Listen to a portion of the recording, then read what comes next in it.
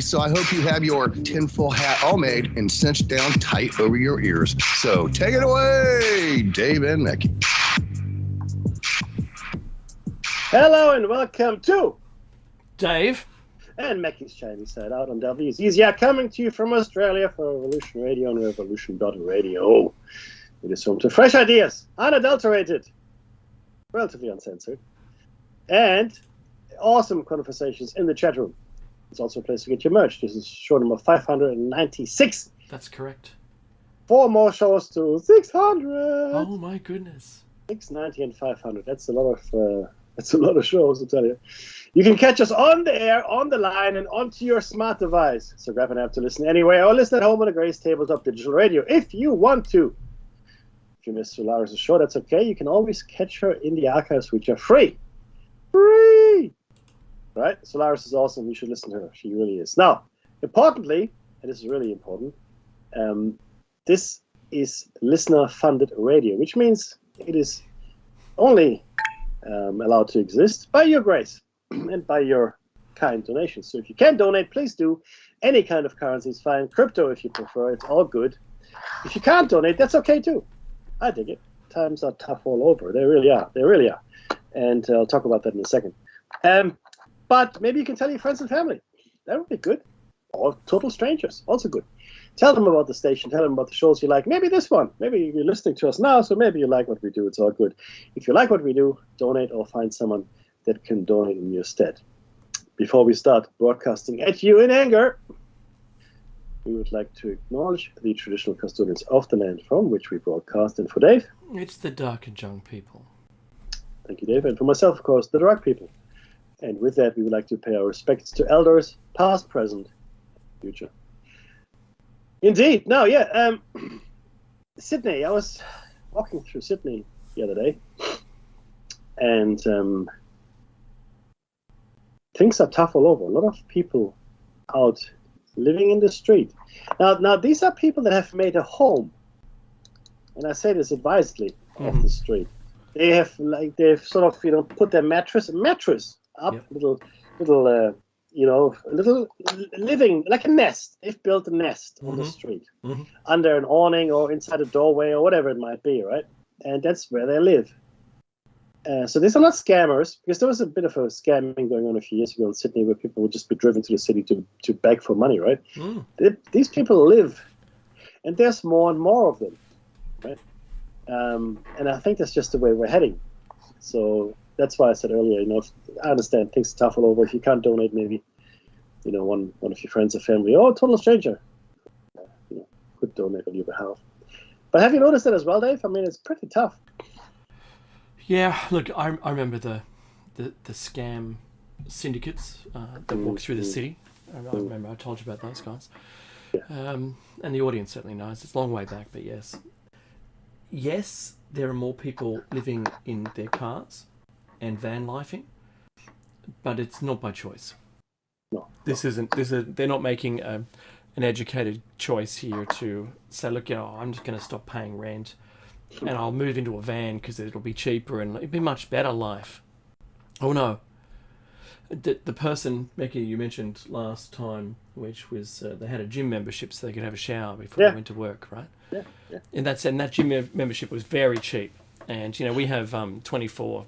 What is it? Some fitness places, and so we've got a whole. But there's a bunch of, like a trio maybe of these fitness places where you can go in, and there is very little staff at best. So you could go there, work. You could even work out, and then have your shower and go to work, right? Look, I don't think it's easy. I don't think it's going to get any better in the medium future. I think the short-term future. I'm going to say this, Becky. I filled up with 95 in the wife's car. Oh yeah. And it was $2.38. Yeah. I saw it. I was filling up as well the other day. And yes. And like I'm going to say that's repulsive, because there is no input in the world that is causing that price fluctuation Oh, I like to differ. of 40 cents. There's a litre. great, my friend. Oh yeah, agreed. Sorry, Limitless great. limitless. But in the attempts of not having all the brake fluid drained out of my car, like happened last time, I would suggest that the market forces Becky are at work here, and it's a free economy, and right, and that's you it. You want to go there? Look, before I comment on that, I do have to apologize for not being around for the last week. You but don't I need know to that- apologise. You know that, but please still. tell everyone how you're feeling. Yeah, no, I'm better now, thank you. And Dave, of course, more than ably held down the fort. Not even hold. I mean, There was one Zappy and Pinchy show. Oh, that's all good. We need Zappy and Pinchy. This is only funny if you watch or used to watch The Simpsons back in the good old days. No, but I'm still a bit croaky, so I apologize, and I'm still faintly positive on my tests. Yeah. So I was, according to the tests, I was sick with SARS-CoV-2 or COVID, as you know. Mm-hmm. My wife before me, and then a few days later I got it. And we had some funny health episodes. Funny thing, not funny thing, concerning thing. This is not health advice. I'm not giving you health. I'm not a doctor. No. Even though I'm self-trained And medical. and we don't give financial advice. We don't give it medical advice, or health advice. The only financial advice that I give you is send me all your money. That's what you should do. Send me all your money. No. What are you, an evangelist? What happened to you during this COVID? I'll do all the prayers. No, but we did see our GP, and there was a fainting episode in the family, and he was quite concerned, the GP, and said, "Oh, this is day 10 for you of your infection with COVID." And we thought, "Oh, yeah, that's about right." Because okay, if you faint again, go immediately to the hospital. Oh, why? Well, apparently, and this is not me talking, this is what my GP told me. Apparently, on day 10, if you're sick with COVID, right, SARS-CoV-2, doesn't matter which variant, I don't think, you have a good chance of not waking up if you black out. So, if you black out, call the ambulance or go to hospital. That's my advice to you, because that's what my GP told me. Right? So that's something that is a thing that you need to be aware of. I won't go into any other thing because I don't want this show to be pulled out of YouTube or anywhere else. So that's all. That's all I'm going to say about that. But this is what my GP said, not me. Yes. Not me.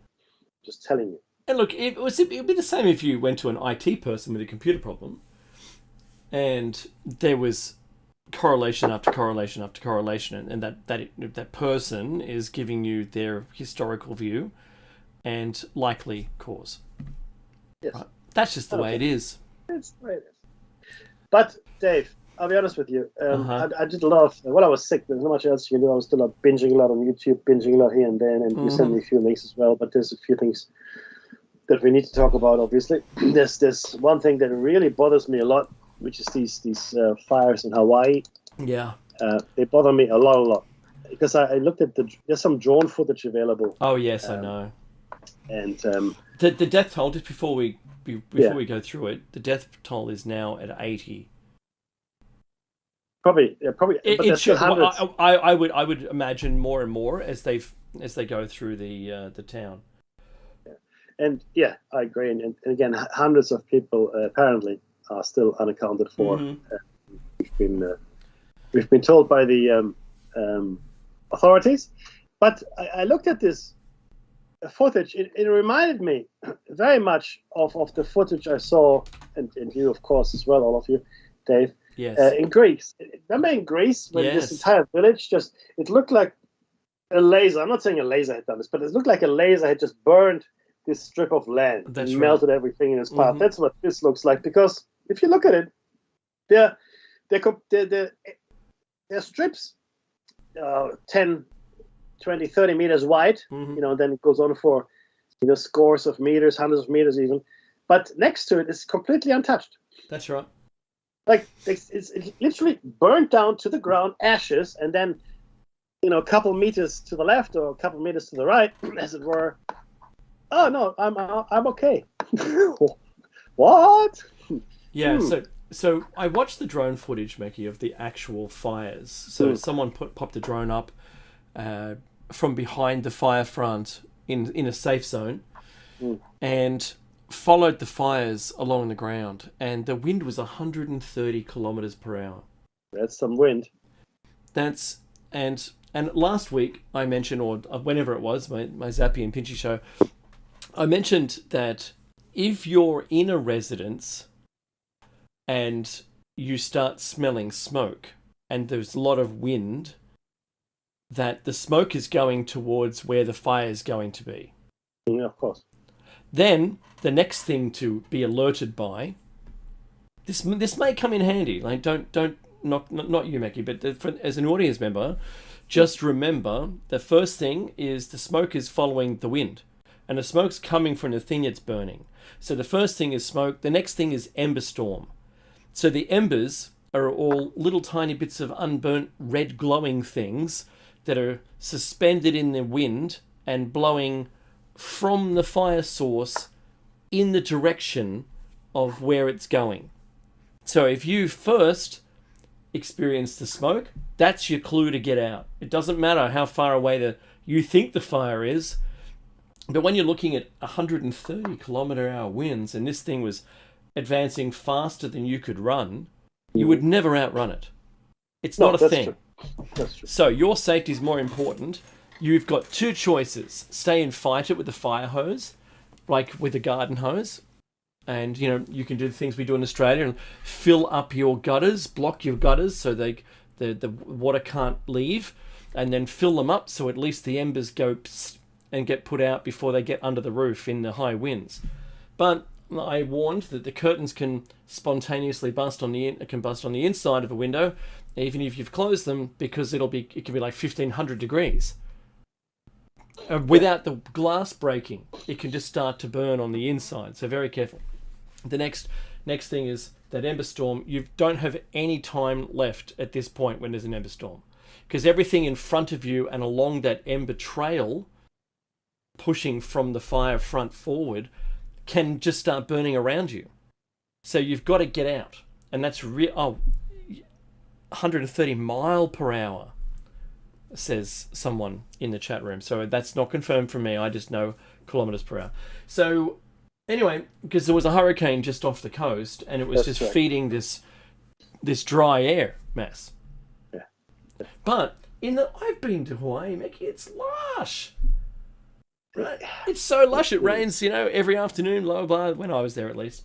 So it is. I'm still struggling with how much was burnt.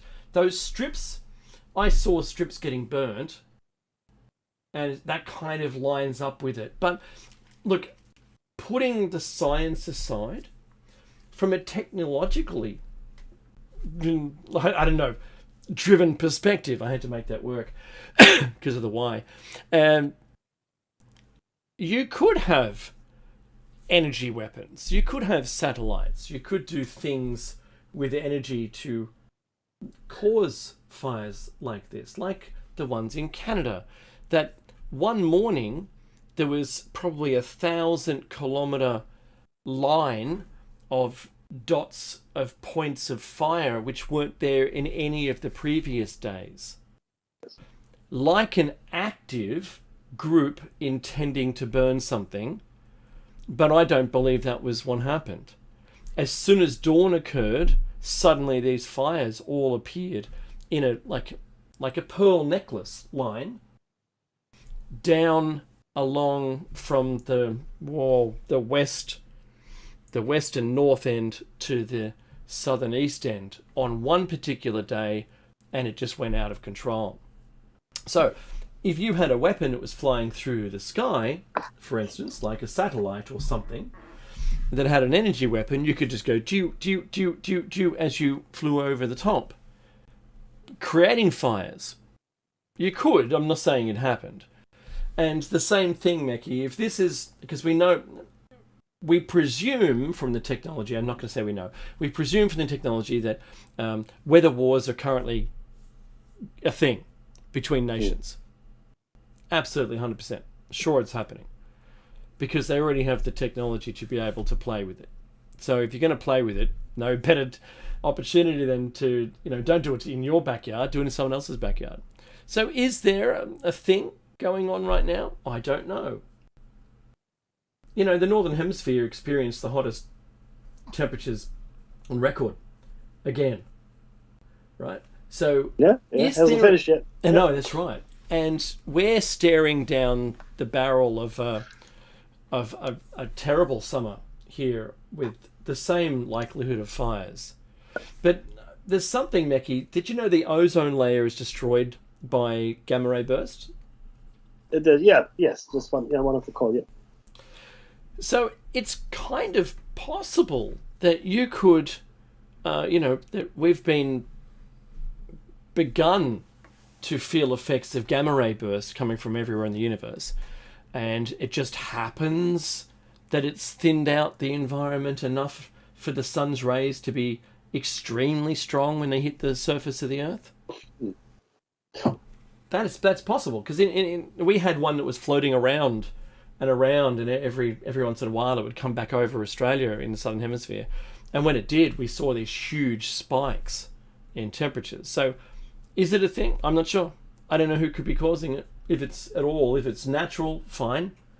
But I mean, we've all got to prepare, because it could just go south on us real quick. How do we fix the ozone layer? If it's not human caused, right? If it wasn't the 70s hairspray cans with CFCs in it, because we've kind of fixed CFCs pretty much in the developed world, but the rest of the world is still catching up with legislation, probably never ever have done it. So refrigerant was one of the ways of recapturing refrigerant. Expired, or if you're repurposing or recharging it, you had to capture the old stuff rather than just let it off into the atmosphere, right? Because who cares? If you're not legislated to look after it, then you're not going to do anything about it.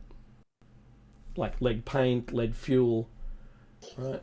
The CFCs, the chlorofluorocarbons that are in propellants for aerosols, they now have to use something else. So all these things that we've already done in I suppose, in the developed world, it's still a free-for-all everywhere else.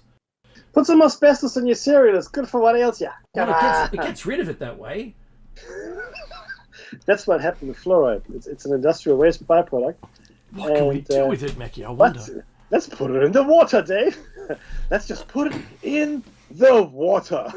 So, do you know, it took 2 days for the American government to declare Maui a disaster. And you know what? They're still relying more on private food, clothing, and water donations than the government's providing. Of course. Because, you just have so many people at this point. We couldn't possibly do that. FEMA is a failure. FEMA, as an organisation, is a complete Where failure. are they? They're toothless. They do nothing. You tell me. We're body bags. They built Meki. Hey, wait. I'm going to defend them for a minute. We built the camps. I've got the FEMA hat on. We built the camps. We've got those coffins lying around, right, in fields. What else did you want us to do? We're ready. Come on. For what? What else do you want? I forget what it was we were supposed to be doing, but that's not a federal emergency. It's not our jurisdiction. It's your problem. You go look after yourself now. What you doing? Huh? Help yourself, and God will help you. That's how it is. In New Orleans, the FEMA department head control center was underwater. Yeah. So they couldn't do anything about it. I'm sorry, that's funny, right? That was totally. Why would you build there? And why, if you're going to build there, why don't you build a multi-story building that could survive a flood? That's right. Oh yeah, wow, yes. Thanks, Dave. Yeah, good on you. Anyway, I'm sorry I had to make a joke about it because it's absolutely terrible. Loss of life is awful, especially when it was preventable. We haven't seen anything yet. No, I know. These are early days, Meki. These are rookie numbers. Well, look, everybody's, and this is what upsets me the most, right? and I spoke about this at length to my family on the weekend, nobody's looking on how to prepare for these things, as they are bound to happen more and more often. Everybody's talking about, we're going to reduce carbon emissions. Yeah. And I explained to my 9-year-old and 8-year-old daughter how carbon credits work, and they go, what? Mm-hmm. And my wife was this, and she goes, what? But it's good that these poor countries aren't polluting. We should all be like the poor countries. I said, yeah, but you can't make any money from that. It's no good. So what the poor countries do is they sell their pollution credits. Okay, let's call it oversubscribed, sorry. the pollution credits. Yeah, to the rich countries, so they can happily keep on polluting. That's right. But that's not right, says my wife. I said, no, really? Yeah, you're not wrong. And it's a cottage industry. Mm. It's wonderful. And we went into this some time ago in some detail. I hope they make cheese, Mackie, because I like cottage cheese. Yeah, I love cottage cheese. And it's the same scam that electric cars are. Yeah, true, totally. It's a scam. It is not real. It does nothing. It takes number one, it does nothing. Number two, it takes 6 times or 8 times the amount of minerals, which produces more carbon to produce the vehicle than your actual car, even through the life of the car. Think about that for a second. Think about it. So that's what upsets me. Wait for the fire thing to happen. We're getting to that year. It's not the denial of it anymore, because that's just stupid. If you deny it, you're stupid. Things are changing. There's a change.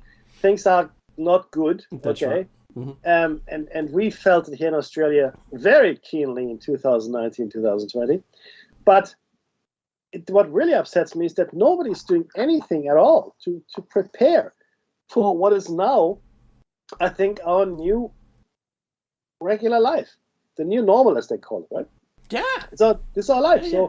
So if this is our life, then what we need to do, what you need to do, you need to change building regulations. You need to change, I guess, any kind of development infrastructure-wise, be it for housing or not, that you did in the past. And you have to see where you are. Do you have to build for flooding? Do you have to build for mudslides? Do you have to build for fires? Do you have to build for earthquakes? What is it that you have to build for? What do you have to account for? Storms? I don't know. But the point is that none of this is happening. There are no changes to any regulations. We would just build anywhere that you want. Just keep building. Go ahead. Just build away. No, we have to build in such a way. If you talk about houses or roads or any kind of infrastructure, we have to build in such a way that it is the least possible degree of vulnerable to whatever might come your way, whatever it is. And the thing is, things not going to get much better, unfortunately. And it's not the first time it happened either, by the way, right? These climate change events have happened many times in the past. So again, the jury is still out on whether or not it's really all us, or if it's just a cycle the Earth goes through. No, sorry, we know it's a cycle the Earth goes through. We know that. And we're still thawing from the last major event. Yeah. That's right? the truth too. The Younger Dryas, right, which was about 15,000 years ago.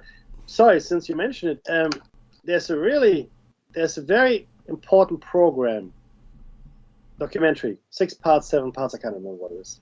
Graham Hancock. It's called Ancient Apocalypse. Yes. I watched it.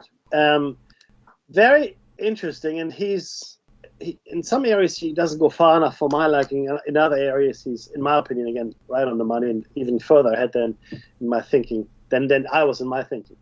But overall, an excellent piece of work. And he's a guy that actually goes places and looks at places and talks to people, God forbid.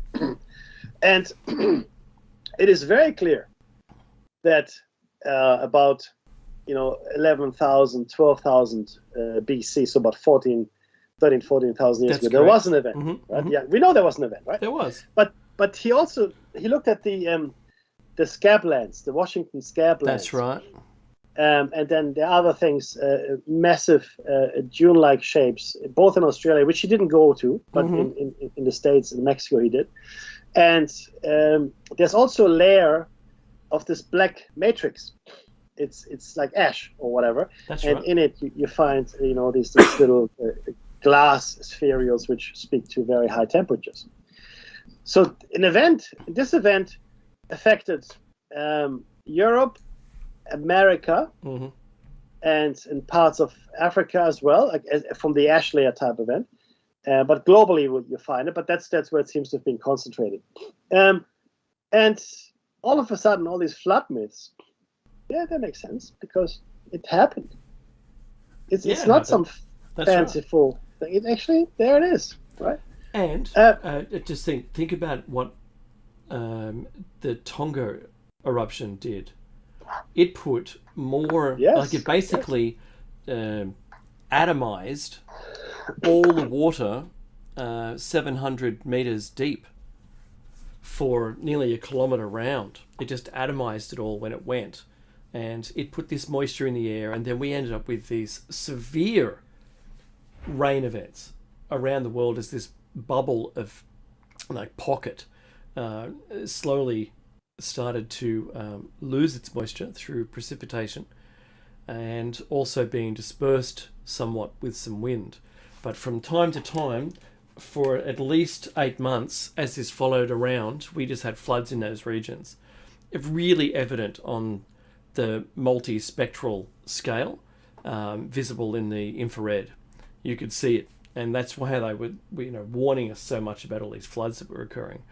So think about what that did when you've got an impact on a glacier that's 2 miles deep, and that sudden melt of that, because it'll liquefy rock, and impact that large, but it also vaporized all of this water and melted the rest, and then caused basically an ice dam lake that was so immense that when the dam failed, it washed across several states and generated the carving out in the scablands. It's all there. You can see it. The evidence is there. And Randall Carlson is the one who's been pushing this information, because he was one of the people who, was working this out. Yeah. And it is there. It's completely evident. Just like, the 28-mile crater off India, below India and off, to the west of Australia. Yeah, that's right. And all the tsunamis that washed across our country.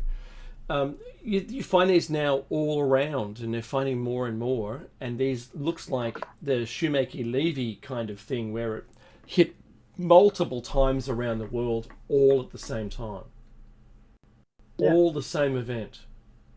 And devastating, and civilization ending. And Graham Hancock postulates there was one civilization which was fairly highly developed. I mean, not space travel, he says necessarily, but certainly, but different to us, which I've also maintained over the years. Mm-hmm. Having said that, though, I think we will find there were many civilizations before this one, and all of the surface civilizations are destroyed on regular or irregular intervals. On the regular.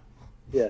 Whereas the civilizations that we believe to be inner earthers or sub-ocean, maybe below the ocean floor, I don't know. The point is, those guys are the enduring civilizations, much older. They are the ones that are spacefaring. They are the ones that have the gates. They are the ones that have the contact with potential other life forms out there in the greater cosmos, etc. Dimensional travel, time travel, etc. All of these things, I know this sounds crazy. All of these things are real. This is now a reality. Okay, people have been talking about this for a long, long time. They're always considered crazy or whatever. But I ask you, I have a challenge for everybody. Go into your nearest city. Just walk around for half hour. Look how many green patches there are. Look at how many things are untouched by human hands. But it has to be a fairly sizable city, right? Walk around. Just walk around in ever larger circles. Okay? And then go out into nature, into a forest, into a parkland, whatever. And you will see there is a massive difference. And most of us live in cities where we control everything. It's all concreted. We've done our utmost level best to make sure that we control the narrative in the cities. Because we know what's in the forests, and we're not happy with what's in the forests, and we're terrified of what's in the forests. or in the jungles, in the grasslands, whatever it might be, because that's where the things are still happening, right? And more so, a lot of places that we now consider jungle or wild or whatever were in fact at some point cultivated.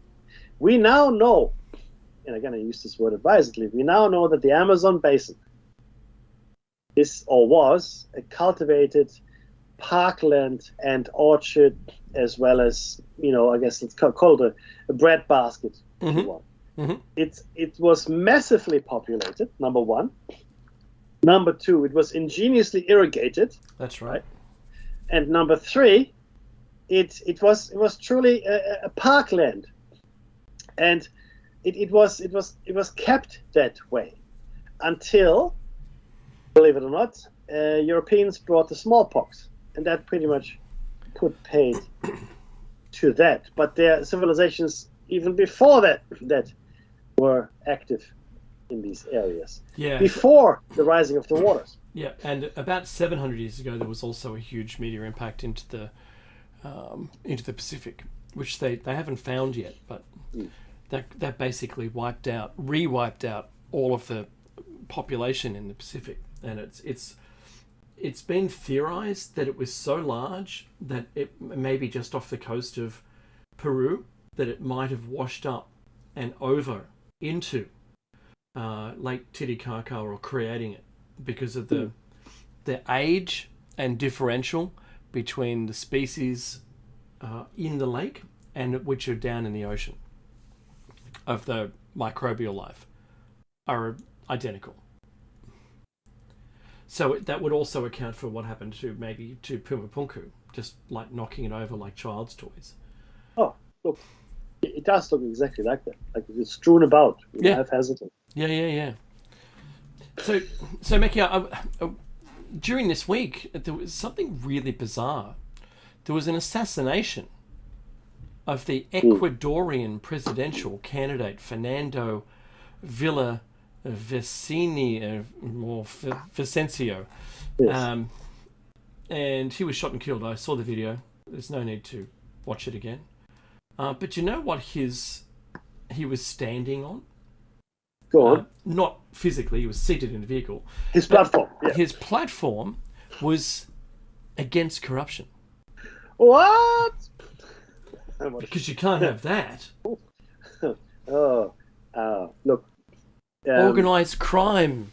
Yeah. And, he goes, I'll assure you it will not go unpunished. All of this stuff. And, that was the end. Okay. It is impossible. How do I say this and still start my car tomorrow morning? It is impossible for our civilization, and I mean this, not just our society, Western society, Eastern society, blah, blah, it doesn't matter. It is impossible for our civilization to function without corruption, because it is now so ingrained. If you were a politician, Dave, let's say you are who you are, and I know who you are, and you go out there and you become, you want to become prime minister, and guess what? You do. You become prime minister of Australia. Wonderful, good for you. Nice, right? Yep. And if you don't change your tune, which is no corruption, and really have to make sure that everything is above board, and all of those wonderful things that you think, well, that's just how the world should be. That's just, isn't it? That's how it should be. That should never be the argument. It should just be it. Now, if you were campaigning on that platform, you can campaign on anything you want, but it's only a problem if you intend to follow through on it. Yes, that's what. Well, that's not a usual thing that politicians do, is follow through on their election promises. That's crazy talk. So it's okay if you don't intend to follow through. Then the case, fine, let him run. He can do whatever he wants.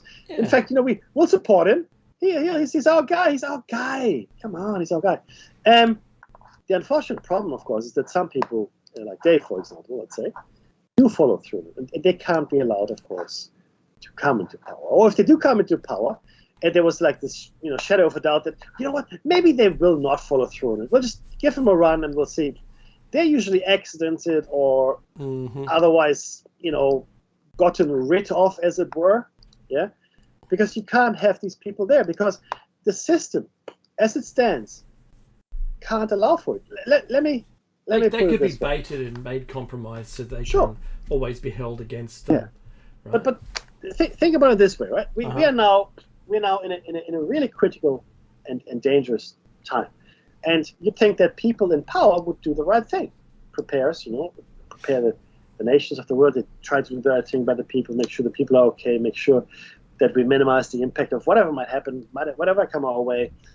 But no, people are still working toward the Harvard business model. What's the Harvard business model, Mackie? Well, this is the Harvard business model. No one ever talks about it, but this is what it is.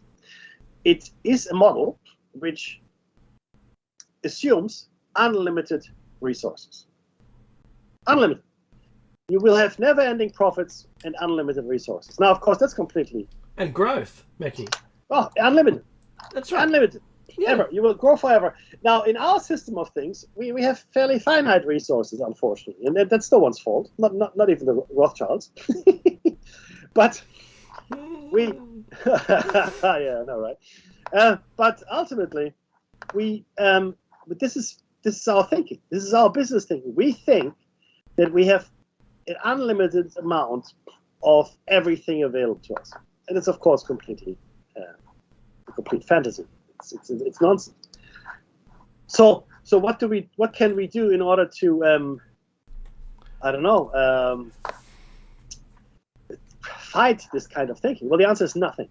There's nothing you can do, because we are now at a point in our existence where we will go down with the ship, right? We are now on the Titanic, okay, and we will go down with the ship because we've decided that it's more important to turn a profit. That's what carbon credit is all about, for crying out loud. Mhm. It's more important to turn a profit than do the right thing and make life livable for everybody on the planet.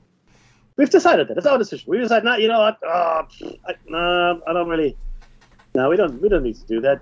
We just make sure that we are okay, and believe it or not, those rich folk, the parasites, they're going to be okay, right? They've got their go bags back.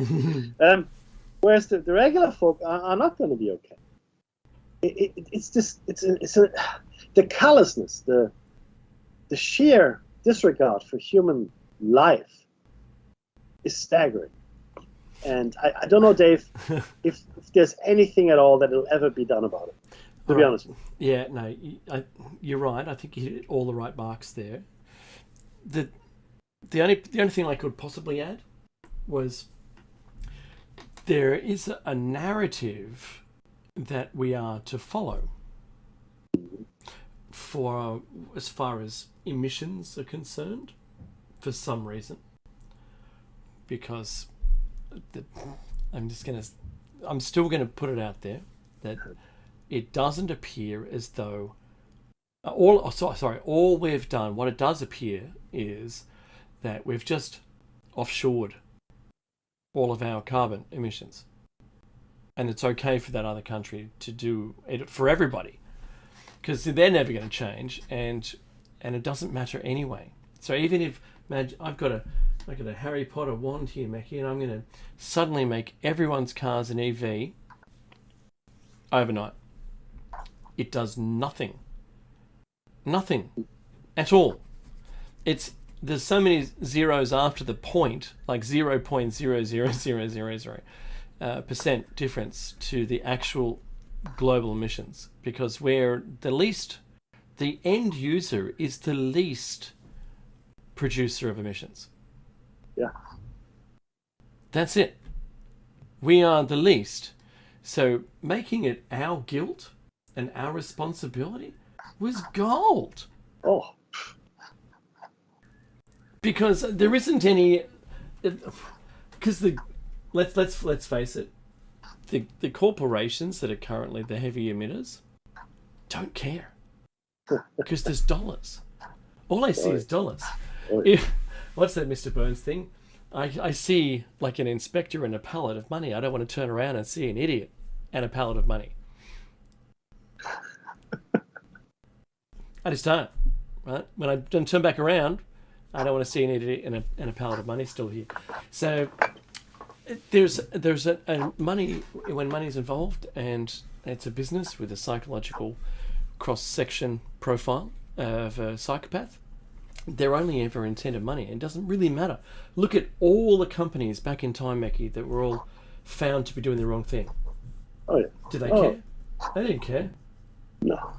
Not even at all. So Recently, in a mild form of corruption, remember there was this consulting house that was working for the government, the Australian government, and they became privy to some tax information. I know which company name it. I'm not going to say it, but yeah. No. And they were all laughing and joking. We're just going to do this, and we're going to help our clients. That's right. And of course, heads rolled. Some heads rolled. Yeah. Right? But that's how they operate, everybody. Mm-hmm. This is not some outrageous, thing that happened with a few bad apples. That's how the industry works. That's how the world works. Yeah, that's right. Okay? Let's be clear on that. Let's have no illusions about this at all. I find it amazing that people think, it's just a few bad apples. Really? Yeah. Mackie, I have to put the same thing out on that. The collusion case where there were people in the banking system that were trading currency, but they had it isn't WhatsApp group, but they had something very similar where all the people around the world who were doing the currency exchanges were all talking to each other in some group. And they said, okay, this time I'm going to do this trade. So if you buy in before then, you'll get the benefit of the trade. And they were colluding. And only one person, this contractor, whoever it was let go. Yeah. But it's still happening. Yeah, bad apple, Mackie. It's bad only apple. one. Yeah, what are you going to do, right? So just don't get caught next time. Oh yeah, that's. Oh, so did I say that out loud? So look, it isn't going to change anything. The same is the carbon credits. What a great boon, Mackie! Just an opportunity to make more money. More money. More money. So if we did that, did you know that there's more carbon dioxide absorbed by kelp than trees on the land? Oh yeah, absolutely. And so now there was a piece, Mackie, that said that the eastern seaboard of Australia, they're going to start planting kelp because it's a perfect depth, apparently, before the shelf. Yeah. So that's not the drop off. So they're going to start doing that, but of course that's because it grows so fast, right? It's endless, and then we can start eating it, right? Yeah. Or doing something with, I don't know, feeding the cows. But the cows produce methane, which is worse than carbon. So I don't. That's the cows. Right. That's the cows. So I don't know. They should have all the cows under a huge dome and just collect the methane and sell it. Because then you can burn it and you can change it from being really bad to less bad. Because carbon is less bad than methane, and so if you can burn methane, because it does burn, then you've got an energy source, and hey, voila, right? Look at me for thinking, Mackie. Oh, you're doing it. You're doing the thinking. But see, it doesn't go with the narrative of making money. That's where it all falls apart. Uh-huh. We're not making money. Now, I know firsthand that is the only narrative that counts. And when I say firsthand, I mean firsthand. Okay, I'm not going to go into any details, but the only thing that matters is that you follow the narrative. If you follow the narrative, you're going to be okay. You're going to be just... Sir, yes, sir. Yes, pretty much. And Dave, of course, understands as well, working in the corporate world as we do. Yeah. That's how it is. It is how it is. The truth. Mm-hmm. The truth. Wait, but it's the truth, then it's the truth. And if the truth is said with a smile, it's okay. Yeah. As long as it's narrative's truth. It's actually hilarious. There's no truth. There's the profit margin, and then there's the not profit margin. Okay. Yeah. And unfortunately, that's all there really is. Okay? If you don't follow the holy grail of the profit margin, then buddy, there's not much hope for you. Money That's all that matters. Money. All that Money's matters. money. Yeah. Yeah, if you can say it in another way. That was a Simpsons gag. Becky, did you know, when we're not out of the woods with COVID, right? Yeah. That it's still bouncing around. It's like waves in a pool. Here it comes again, right? Yeah. But there was something that I found a story about a poor lady she went on holidays and she ended a US woman and she had her leg amputated after contracting a flesh-eating disease. Oh, Jesus. Yeah, no, she wasn't. No. No. You're fine.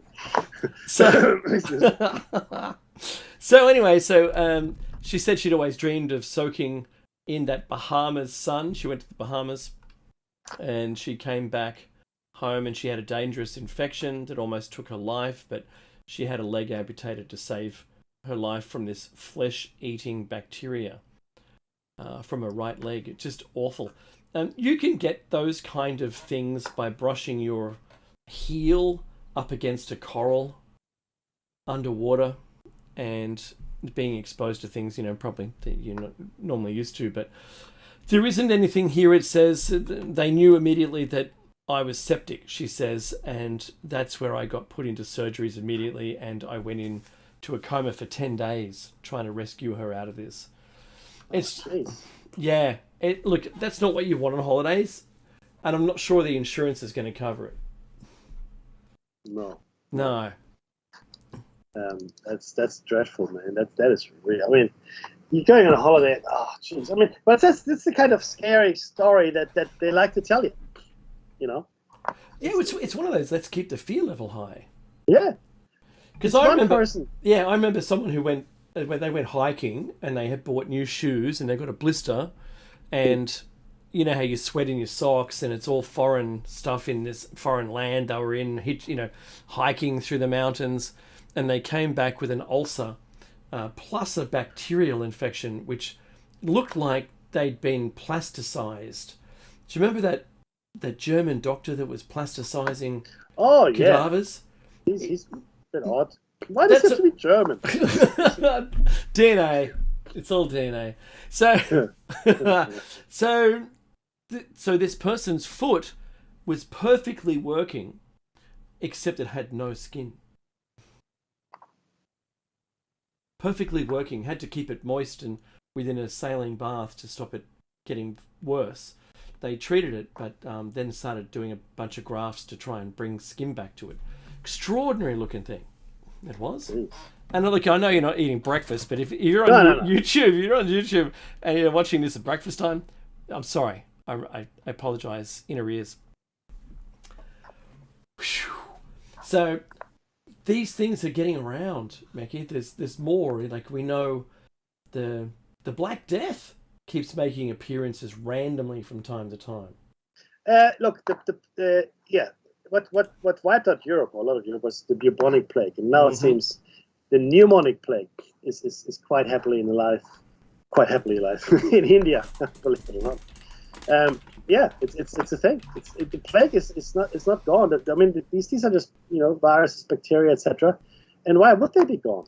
That's right. I mean, we didn't eradicate them, right? And in fact, now our scientists, God bless their little hearts, are reviving bacteria and viruses and other little creatures that have been frozen for tens of thousands of years. That's just what happens. That's so nice. Right? Yeah, bring it back to life. That's it. Look at us. Look at us being all tender and caring. Yeah, that's what happens. No, but it's just, you go, what? Why do you do that? Don't do that. That's not what you should do. Good riddance, I say. No. Let's bring it back. Let's see what happens. The problem, of course, is that we are not just having this issue with things that were frozen, but we're going into areas of the world which we previously didn't go to.